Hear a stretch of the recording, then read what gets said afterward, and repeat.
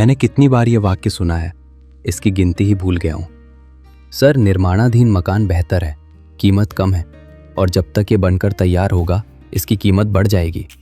ये वाक्य आत्मविश्वास से, लगभग गर्व से कहा जाता है, मानो बोलने वाले ने कोई ऐसा रहस्य सुलझा लिया हो जिसे दूसरे नहीं सुलझा पाए हों। कभी कभी ये किसी रोशन दफ्तर में बैठे सेल्स एग्जीक्यूटिव से सुनने को मिलता है, कभी कभी किसी ऐसे दोस्त से जिसने जल्दी बुकिंग करा ली हो और ऐसा करके खुद को सही साबित किया हो। कभी कभी खुद खरीदार ही इस तर्क को जोर से दोहराता है, मानो इसे ठोस साबित करने की कोशिश कर रहा हो। भारत में निर्माणाधीन संपत्तियों को महज एक विकल्प के रूप में नहीं, बल्कि बुद्धिमत्ता, दूरदर्शिता और समझदार व्यक्ति की पसंद के रूप में बेचा गया है। फिर भी अगर रियल एस्टेट का कोई ऐसा क्षेत्र है जिसने किसी भी अन्य क्षेत्र की तुलना में अधिक वित्तीय तनाव, भावनात्मक थकावट और कानूनी लड़ाइयों को जन्म दिया है, तो वो यही क्षेत्र है। बुकिंग के समय जोखिम का खुलासा नहीं होता, ऐसा बहुत कम ही होता है। उस समय निर्माणाधीन संपत्ति संभावनाओं से भरी हुई प्रतीत होती है। नई जमीन, नई स्वीकृतियां, आकर्षक लगने वाला लॉन्च ऑफर, समय आपके पक्ष में, भविष्य विस्तार योग्य, सौदेबाजी योग्य और संभावनाओं से भरा हुआ लगता है। आप एक फ्लैट नहीं खरीद रहे हैं, बल्कि अपने जीवन का एक ऐसा रूप खरीद रहे हैं जो अभी तक आया ही नहीं है। यही बात इसे खतरनाक बनाती है। निर्माणाधीन संपत्ति कोई उत्पाद नहीं है, ये एक वादा है, और वादे तैयार माल के विपरीत नाजुक होते हैं। वे नकदी प्रवाह, स्वीकृतियों, बाजार की स्थितियों, निष्पादन अनुशासन और इरादे पर निर्भर करते हैं। आप केवल बिल्डर की निर्माण क्षमता पर ही भरोसा नहीं कर रहे हैं, आप अगले 3 से 5 वर्षों में उत्पन्न होने वाली हर अनिश्चितता से निपटने की उनकी क्षमता पर भरोसा कर रहे हैं, कभी कभी इससे भी अधिक समय तक। अधिकांश खरीदार इस बात को कम आंकते हैं कि उस समय में कितना कुछ बदल सकता है। बाजार में मंदी आती है, फंडिंग रुक जाती है, नियम सख्त हो जाते हैं, प्रबंधन की प्राथमिकताएं बदल जाती हैं। एक बिल्डर कई प्रोजेक्ट शुरू करता है और उन्हें संभालने में मुश्किल होने लगती है। जो योजना सुचारू रूप से चल रही थी वो अब अनिश्चित हो जाती है। देरी को अस्थायी बताकर टाल दिया जाता है, फिर उसे सामान्य मान लिया जाता है, फिर स्वीकार कर लिया जाता है। निर्माण कार्य धीमा इसलिए नहीं होता क्योंकि बिल्डर बेईमान है, बल्कि इसलिए कि वास्तविकता सामने आ जाती है, और वास्तविकता आपकी EMI की योजना को ध्यान में नहीं रखती।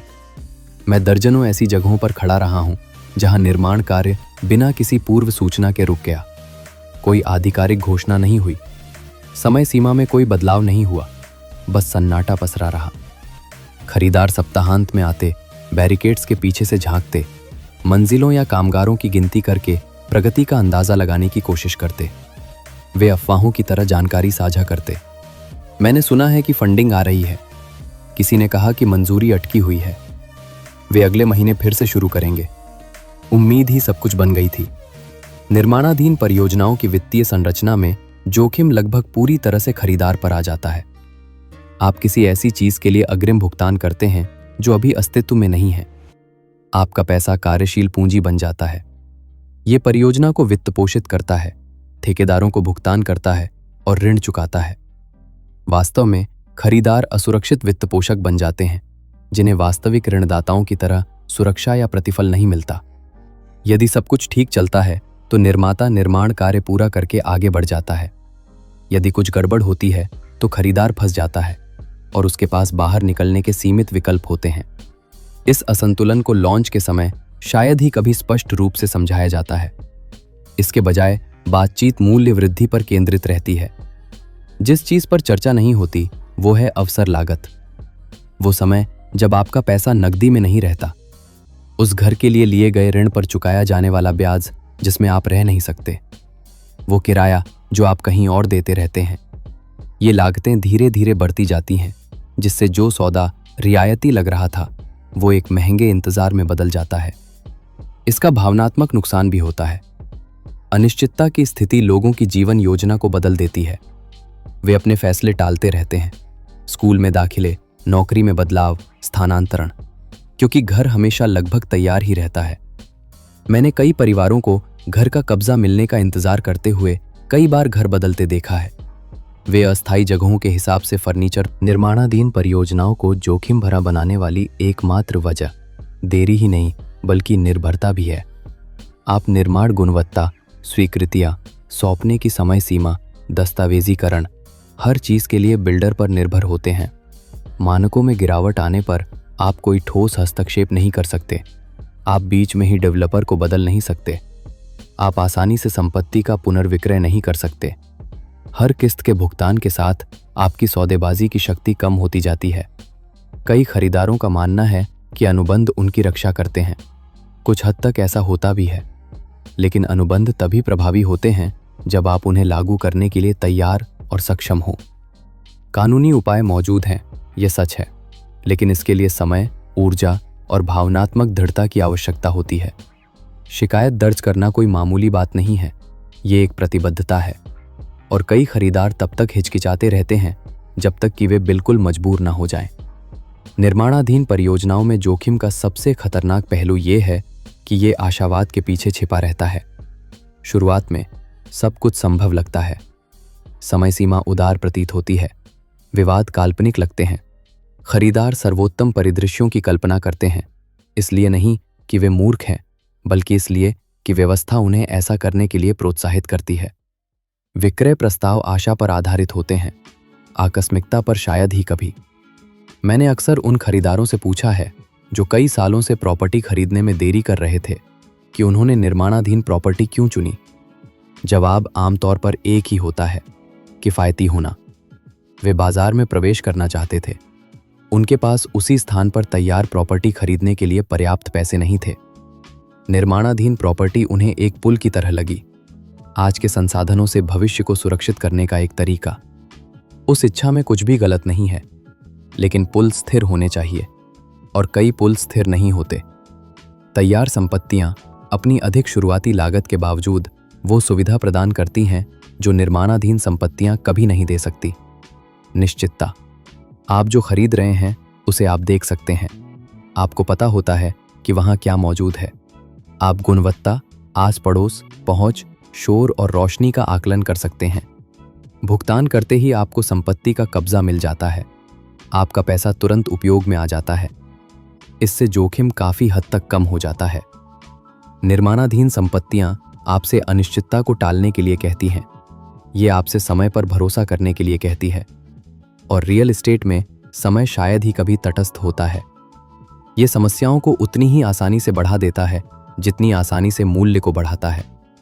इसका मतलब ये नहीं है कि सभी निर्माणाधीन परियोजनाएं खराब होती हैं।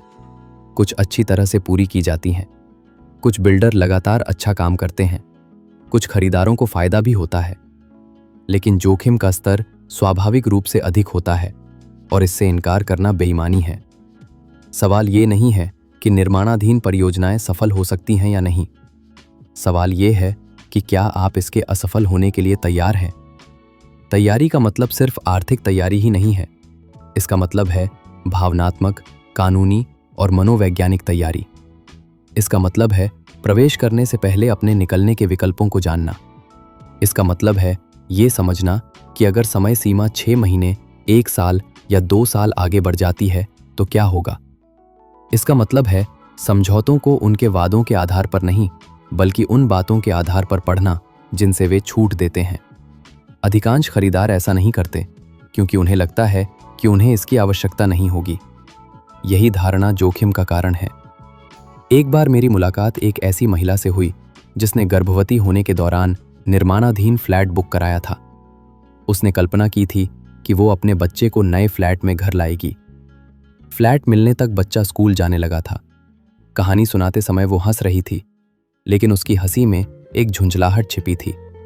उसने कहा, हमने उस घर के हिसाब से अपनी पूरी जिंदगी की योजना बनाई थी, लेकिन घर कभी हमारी योजना के मुताबिक नहीं बना।